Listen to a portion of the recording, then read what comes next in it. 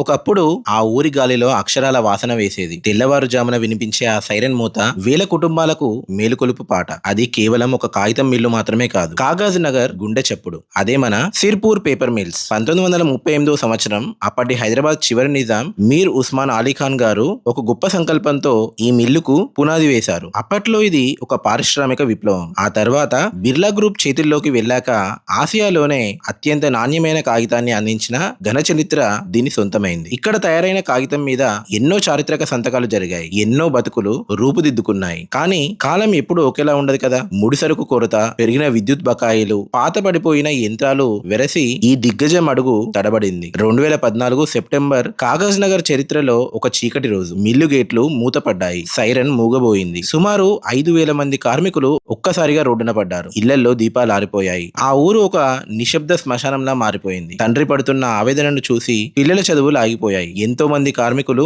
ఆకలితో, ఆవేదనతో ఆత్మహత్యలకు పాల్పడిన కన్నిటి గాథ అది. కానీ ఓటమిని ఒప్పుకోవడం ఆ మిల్లు రక్తంలోనే లేదు. దాదాపు 4 ఏళ్ల నిరీక్షణ తర్వాత 2018లో కొత్త ఆశ చిగురించింది. జేకే పేపర్ యాజమాన్యం మరియు ప్రభుత్వ చొరవతో ఈ మిల్లు పునర్జన్మ ఎత్తింది. 2019లో మళ్లీ ఆ సైరన్ మోగింది. ఆగిపోయిన యంత్రాలు కదిలాయి. వేల కుటుంబాల్లో మళ్లీ వెలుగులు నిండాయి. సిర్పూర్ పేపర్ మిల్స్ అంటే కేవలం ఒక ఫ్యాక్టరీ కాదు, అది కష్టం విలువ తెలిసిన మనుషుల కథ, పడిలేచిన ఒక ఊరి ఆత్మగౌరవం. ఈ తెల్లని కాగితం మీద మళ్ళీ కొత్త చరిత్ర మొదలైంది. మీలో ఎంతమందికి ఈ మిల్లు తెలుసు? మీ కుటుంబంలో ఎవరైనా ఇందులో పనిచేశారా? మీ అనుభవాలను కామెంట్స్ లో పంచుకోండి.